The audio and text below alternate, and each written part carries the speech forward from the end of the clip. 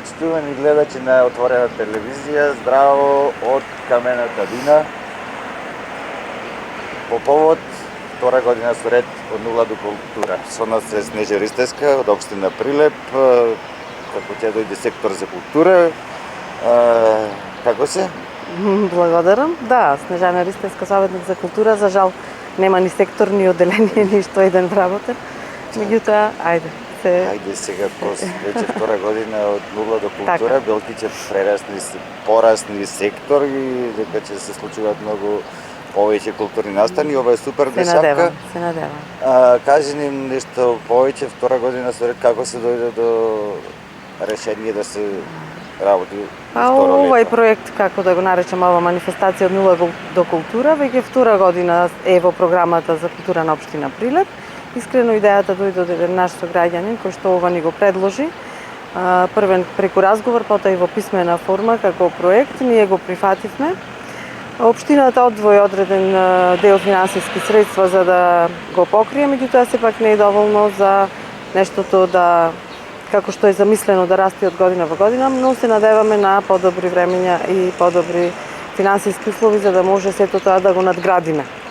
Меѓутоа, целта на овој проект, како прво, е една, како да кажам, културна наобразба со квалитетна музика, односно затоа е наречено Tribute to, значи првиот дел музичарите го имаат во чест на некои музички великани кои што извршиле големо влијание врз културата во светот воопшто, како што се во светот. Има и бендови кои што прават на наши култни изведувачи. Да, од Каролина Гочева па се до Нирвана, значи еден широк спектар на македонска ексио музика и светска популарна музика, која што е квалитетна затоа што знаеме дека денес младите се обкружени со музика која што нема толку културни вредности. Тоа ни беше првата идеја.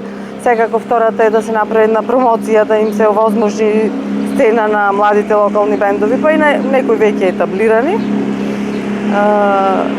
Затоа и општината ќе обезбеди простор, озвучување, осветлување и некој скромен хонорар за истите. Сега конкретно почнува следен четврток на 27 јуни. Почетокот е 27 јуни, следен четврток во 20:30 тука пред Камена Бина. Можеме да потврдиме дека секој четврток до па до крајот на август, некаде до кај 20 август имаме веќе закажано. Колку бендови се во игра?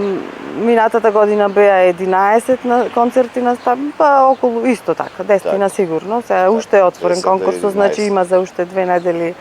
Има една работа која што и минатата година исто во евентот на Facebook, следете го, таму имате се што ви треба за да знаете кој, кога, како, што.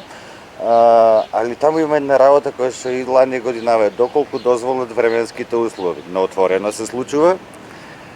Под отворено небо, што значи лани имавме многу среќа, немаше ни еден четврток гости, ја присуствував на сите настани.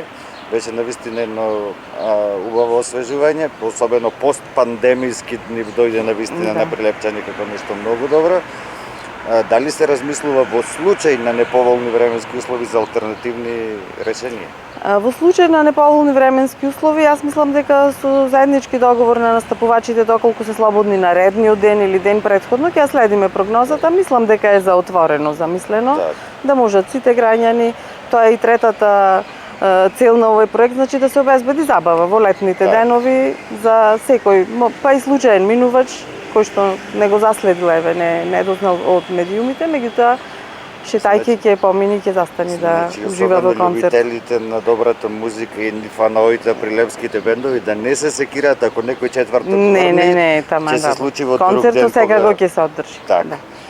Снежана, ти благодарам за разговорот. Мислам дека бевме доволно информативни и се гледаме. За сите детали следете не на Facebook. Апсолутно.